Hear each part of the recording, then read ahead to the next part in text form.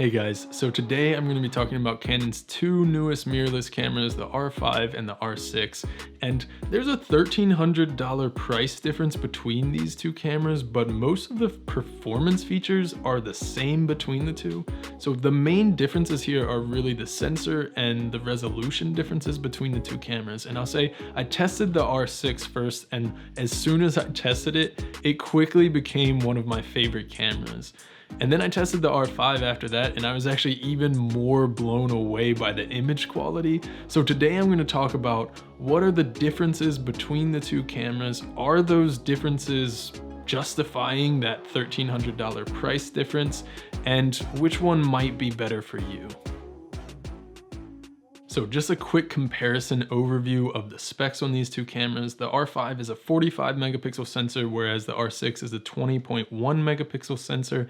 They both have Canon's newest dual pixel autofocus version 2, and the autofocus on these two cameras is awesome. Eye tracking, animal eye tracking.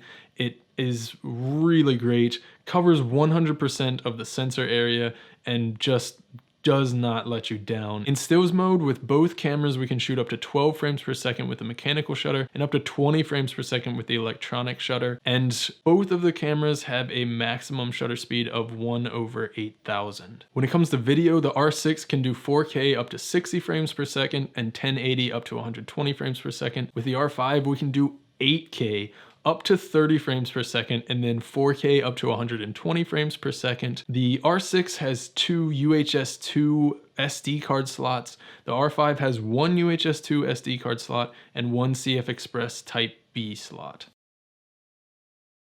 So when it comes to build quality and ergonomics, these cameras are actually very close to the same. They're both really nice to use, and actually between these two cameras, it's my favorite ergonomics on any mirrorless camera body. And they both have 3 dials as well as an extra dial if you're using an RF lens with the RF control ring to control your settings, and you can customize all of those. The biggest difference that you're going to find between the two cameras physically is that the R6 has a traditional mode dial on top and the R5 doesn't. It does that internally through the menu, and it replaces that with a top LCD screen. And this is definitely going to be a preference thing, and originally I really thought that my preference would be for the traditional mode dial because really that's what I knew. But ever since I got the R, which also doesn't have that mode dial and does the mode changing the same as the R5, I've gotten really used to that method. And for me, I actually definitely prefer it. I find it quicker and easier because I don't have to look away from the EVF or the back screen with whatever I'm shooting at the moment. And since we're talking about displays, the EVFs between the two cameras, the R6 has a 0.5 inch 3.69 megapixel display, and the R5 has also a 0.5 inch but 5.76 megapixel EVF. And both of them are great, and I'll say honestly, I really think that at this level we're starting to see diminishing returns in that extra little bit of resolution. If you compare them side by side, you can tell, but in normal usage, I don't think you're going to be upset with either one of these EVFs because they're both really good. When it comes to the back LCD screen, they both have the flip out vari-angle screens. On the R5, we have a 3.2 inch 2.1 megapixel screen, and on the R6, we have a 3 inch 1.2 megapixel screen, and I think they're both really usable. Again, I think it comes down to if you are looking at them side by side, you can tell the difference, but in real world use, I don't think that the R6 screen is different enough from the R5 that it's going to hinder you in real world usage. However, it is good to have the extra resolution on the R5 screens because you also have the extra resolution in the sensor, and that's going to make it easier to check critical focus when you really zoom in a lot. As far as batteries go, they both use the Canon LPE6NH battery, which is the newest form of Canon's LPE6 battery that they've been using for a long time in a lot of their full frame cameras. And the battery life performance on both of them is great, but I didn't compare them side to side, so I can't say really if there's a noticeable difference between the two. You also have really close to the same ports on these cameras. They both have headphone jack, mic jack, you have USB-C. They can both charge by USB-C, but neither of them includes a USB-C charger. And they also both have micro HDMI ports. The R5 does have that older type of flash trigger sync port, and the R6 doesn't have that. And as far as I know, there isn't a way to have that with the R6, even with a battery grip. If you do need that, then the R6 is not going to be a good option for that. They also both have the Canon RF mount, and I really like the RF mount. I think the lenses that are coming out for this mount are great, and it's really versatile because you can adapt all of your EF mount lenses and a lot of other lenses from different mounts as well. So when it comes to photography, both of these cameras are amazing. Both of them fantastic image quality, colors, dynamic range. But with the R5, it is a little bit better, and it was enough to be noticeable when I was editing these files in post. And that is not anything against the R6, because the sensor in the R6 is really nice, really great colors, really great images coming out of the R6. That just means that the R5 is even better, and that is really saying a lot because, again, the R6 is a great sensor and has great images coming out of that camera. And then, of course, we come to resolution, and the R5 has 2.25 times the amount of resolution that the R6 has. And then the question is, well, do I need 45 megapixels worth of resolution? And honestly, if you have to ask that question, the answer is no. You don't need that resolution. 20 megapixels is plenty of resolution for most cases, especially if you're shooting for social media mostly. You can even still crop 20 megapixels and be fine. Even for printing large sizes, 20 megapixels is enough. And if you need that high resolution 45 megapixels that you would get in the R, you really already know that. And when it comes to performance between the two cameras, they're exactly the same, which is awesome because the R6 is a great performing camera. And it's pretty crazy that the R5 gives that same performance, but with 2.25 times the resolution. Now, one differentiation between the cameras is their high ISO performance. And with the R5, high resolution typically means worse performance in high ISO low light shooting. And both cameras, I will say, are very competent at 20,000 ISO. With the R5, it's going to fall apart by the time you get to 32,000 ISO, and the problem is that you start to get some color noise here and some artifacts that are kind of hard to get rid of even in post. Whereas with the R6, that noise is controlled really well. We're not getting any weird artifacts even at high ISOs, and with a little bit of noise reduction, images at 51,200, even 102,400 ISO can still be usable. And I will say the R5 performs pretty solid for high ISO at a high resolution. But the R6 is really one of the best low-light photo cameras out there. And both of these cameras have in-body image stabilization, and their in-body image stabilization is really great. But if you watch my videos at all, you know that I don't really need in-body image stabilization in photos because I don't shoot super telephoto. I never really shoot handheld with slow shutter speeds. So for me, it's not a big deal. If you do want it or need it for your shooting, I really do think that the IBIS works really well, especially in photography with both of these cameras. One thing I will point out is that because of the IBIS system, when the shutter goes off in between shots and even when you turn the camera on and off, the sensor can shift slightly. So if you're compositing images together, just be aware of that. That can definitely be a problem for compositing stuff in post for both of these cameras. But really, the performance between these two cameras is exactly the same. So it really comes down to, do you need that extra resolution? And I will say, for most shooters, I really think the R6 is not only going to be enough, but is really a great camera for most shooters.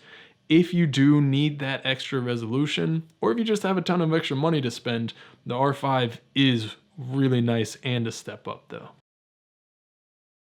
So when it comes to video, these are both great video cameras, and I have to say we're actually pretty spoiled for options at this point. And both of these cameras can film in C-Log at 10-bit 422 in all of their resolutions, all of their frame rates. They also keep all of the dual pixel autofocus version 2 performance, which again is amazing. Both of them currently can film in C-Log, and they're both set to get C-Log 3 added to the cameras via firmware update soon. In fact, it might have already happened by the time you see this video.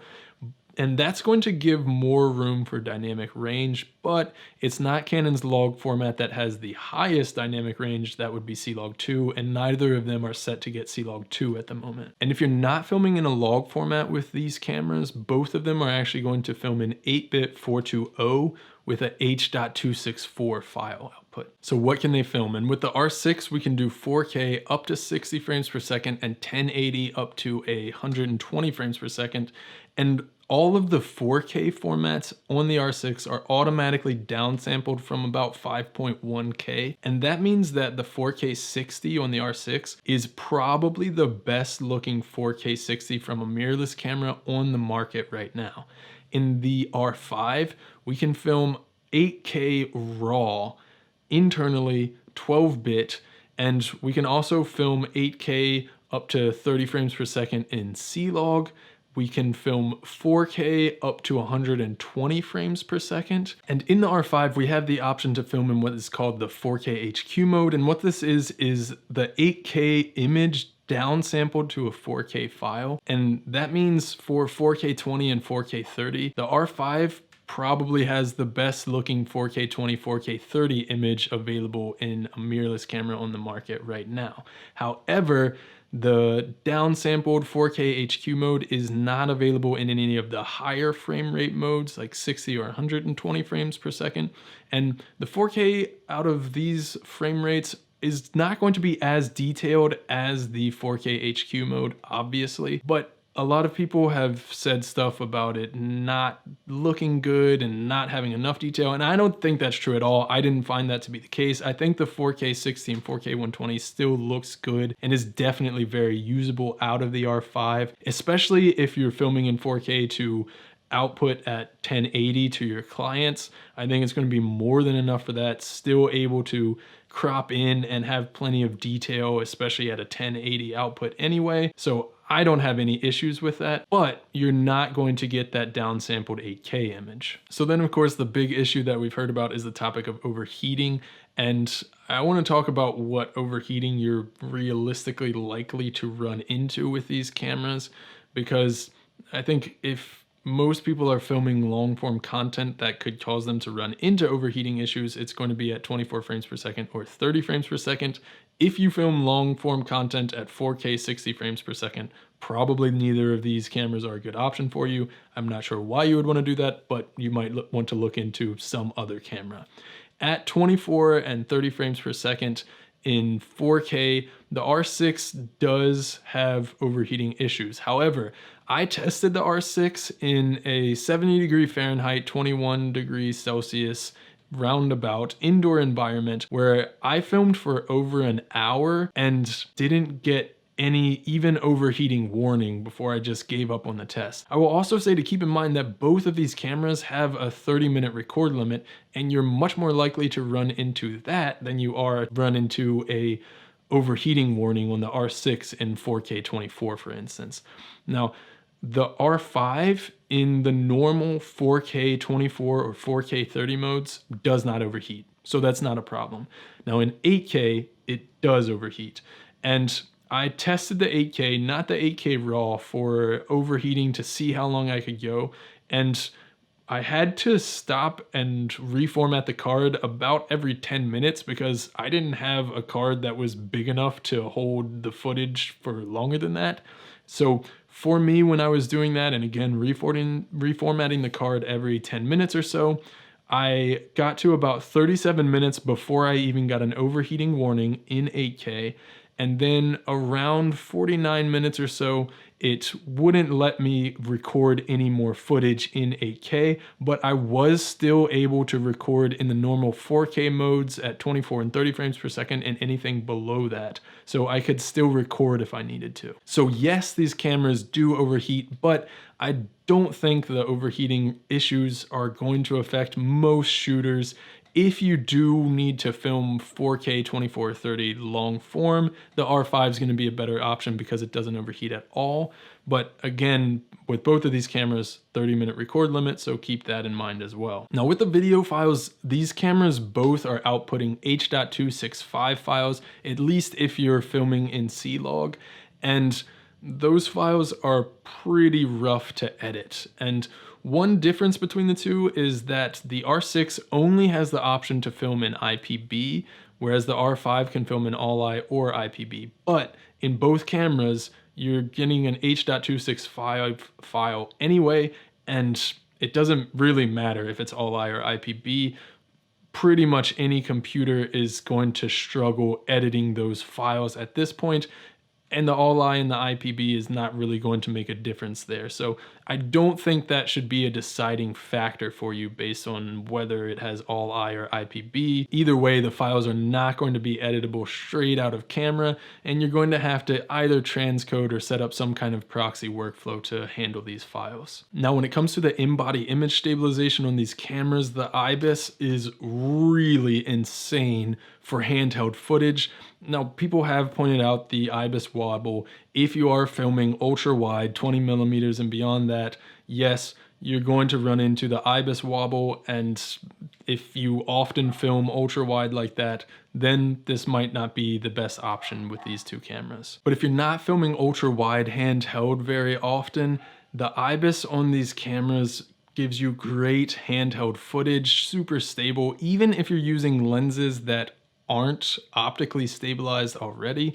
The footage turns out really super smooth and usable, and I honestly think that this is the best IBIS implementation I've seen on a full frame camera. Now when it comes to low light performance, the R5 is actually a pretty solid performer in high ISOs, but the R6 completely blows it away.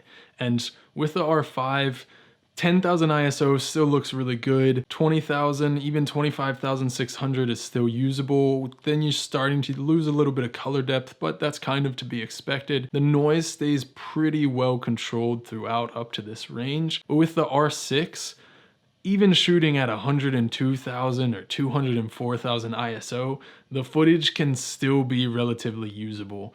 And again, it's not really a fair competition for the R5 because the R6 is one of, if not the best low light video performers out there. But again, feature-wise, these cameras are very similar and almost have the same features across the board. So it really comes down to what resolution sets and feature sets do you need for what you're doing.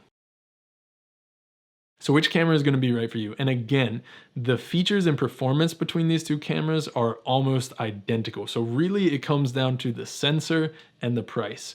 And as far as the sensor goes, the R6 sensor is really amazing, and I was very surprised with how great it is. Photos, the quality, image quality, resolution is going to be plenty for most people. Same thing in video, quality and resolution is going to be plenty for what most people are going to need. And when we're talking about the price difference between these two cameras, it's not just the price of the camera bodies alone. We also have to think about the price of the peripherals with these two cameras. And with the R6, it's 2 SD card slots. And while that has some limitations, it means we only have IPB codecs in video and no 120 frames per second in 4K. It also keeps the price down a lot because we only have to buy SD cards. Whereas with the R5, we have one CF Express Type B slot and one SD card slot. And the CF Express Type B is really going to be necessary if you want to be recording in the higher file formats, certainly the RAW or any of the ALL-I with higher frame rates or higher resolution on the R5. Also, if you want to be shooting fast and be able to keep up with those 45 megapixel photos in fast bursts over any amount of time, you're definitely going to need the CF Express Type B card in order to do that. And those are a little more expensive than SD cards. And because of the larger file sizes on the R5, you're also going to need more storage in memory cards and also on hard drives. And because those files are bigger and more intensive to process and post for both photo and video, you are potentially going to either have to upgrade your editing computer or just deal with some slower workflow times because of that. So for most photographers, for most videographers, for most hybrid shooters, I really think the R6 is a great option and probably the better option here. You're saving over $1,000 and you can put that towards new lenses, upgrading your lighting setup, and probably get more quality out of your content that you can actually notice that way. The R5, of course, is going to be for those photographers who need that extra resolution for the work that they're doing, or for videographers who have to have 4K 120, or if you are going to be filming long form content in 4K 24 or 30, assuming that you're okay with hitting that stop and start button every 30 minutes because of the record time limit on the R5 and the R6. But both of these are great cameras, and if you get the one that fits your needs, I think you'll be very happy either way.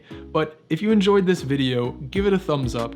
If you're looking into either of these cameras, let me know in the comments below. What do you think? Which one might be better for you? What is it that you do that might make one or the other the better option for you? If you are interested in buying either of these cameras or any of the gear that I mentioned in this video, in the description below, I'll leave affiliate links to all of the gear. And if you purchase through those links at no extra cost to you, you'll help support this channel so that I can continue to make videos for you guys. If you haven't yet, hit the subscribe button. See ya.